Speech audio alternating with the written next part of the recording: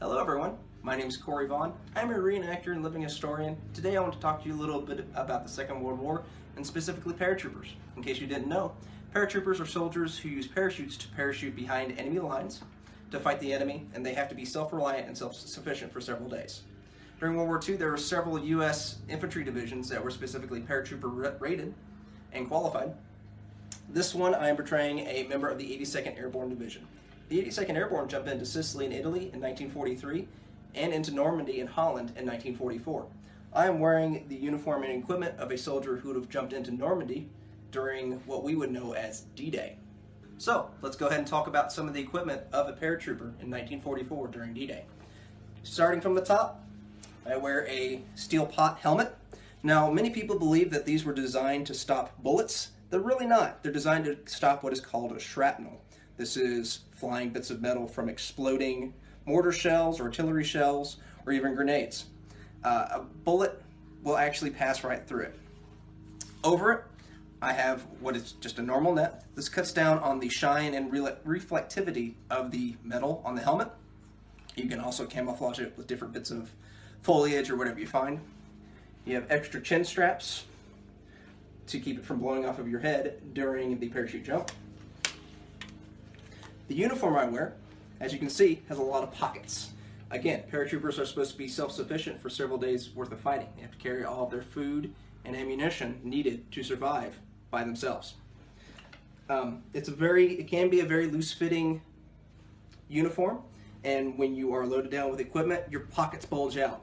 The paratroopers actually earned the nickname Devils in Baggy Pants during the Italian campaign. Starting off with some other major equipment. Paratroopers, obviously jumping behind enemy lines, don't have any major means of communication, so they had to rely on radios.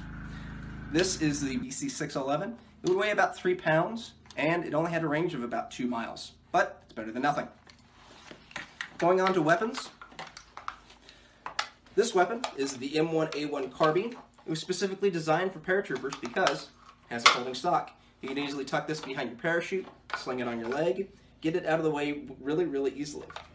It is gas powered, it is semi-automatic, so every time you pull the trigger, it would automatically reload the next round of ammunition into the chamber for you.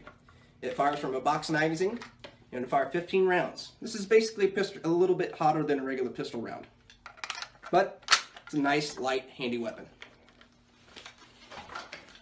Going on to my belt, I have what are called rigger pouches. These are specifically designed pouches by paratroopers, built by paratroopers.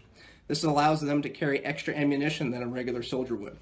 For example, in this pouch I can fit 5 magazines for the M1 carbine, again, each one carrying 15 rounds. Paratroopers would carry up to 5 of these individual pouches. Hand grenades, fuse of about 3 to 5 seconds. And for extra firepower, many paratroopers chose to carry pistols. This is the 1911 pistol. It is 45 ACP and fires from a 7-round internal magazine.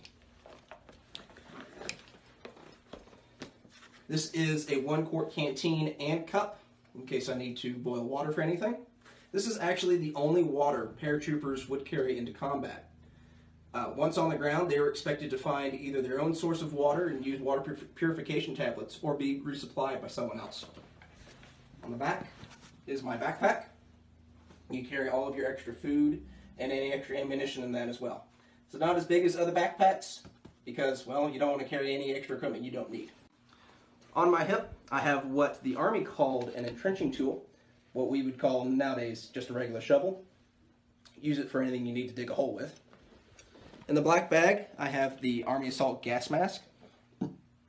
The Allies were afraid that Hitler was going to decide to use poison gas on the battlefield, so every soldier was expected to keep their gas mask with them at all times.